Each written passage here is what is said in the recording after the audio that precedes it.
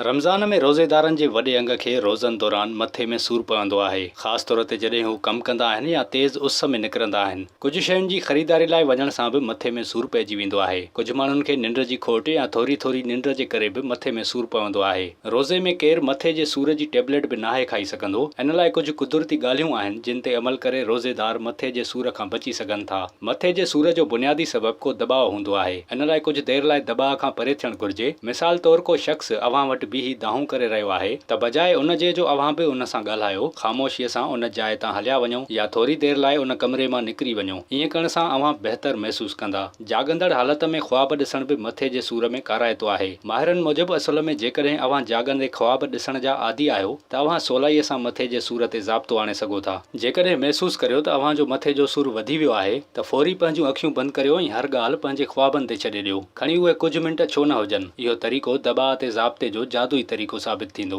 अव्हां जूं अखियूं मथे जे सूर जो सबबु बणिजी सघनि थियूं। जेकॾहिं अव्हां मथे जे सूर जो शिकार आहियो त पंहिंजी अखियुनि खे कंप्यूटर, लैपटॉप ऐं टैबलेट खां परे करे छॾियो। अक्सर मथे जे सूर जो इलाजु विंझणु हूंदो आहे। नीम गरम पाणीअ सां विंझण सां फ़ाइदो थींदो आहे। कॾहिं कॾहिं मथे जे सूर जो इलाजु ख़ुशबूदार शयुनि जीअं अगरबत्ती या ॾीए में ख़ुशबूदार तेल विझी ॿारण सां बि थी वेंदो आहे। कॾहिं कॾहिं मथे ते मसाज या मालिश कराइण सां मथे जो सूरु ख़तमु थी वेंदो आहे। अव्हां कुझु देर लेटी मसाज कंदा त अव्हां खे फ़र्क़ु महसूस थींदो। घाटो साहु खणो ऐं पंहिंजे कंध खे साॼे खाॿे पासे मोड़े दायरे में घुमायो। इन खां पोइ कुल्हनि ऐं पोइ पुठीअ खे हरकत ॾियणु शुरू करियो। हर वर्ज़िश खे 10 भेरा वरजायो। इन सां जिस्म खे आराम पहुचंदो, जंहिंसां मथे जो सूरु हल्को थी वेंदो या वरी ख़तमु थी वेंदो। विज़िट कयो अवामी आवाज़ मीडिया ग्रुप जी वेबसाइट awamiawaz.pk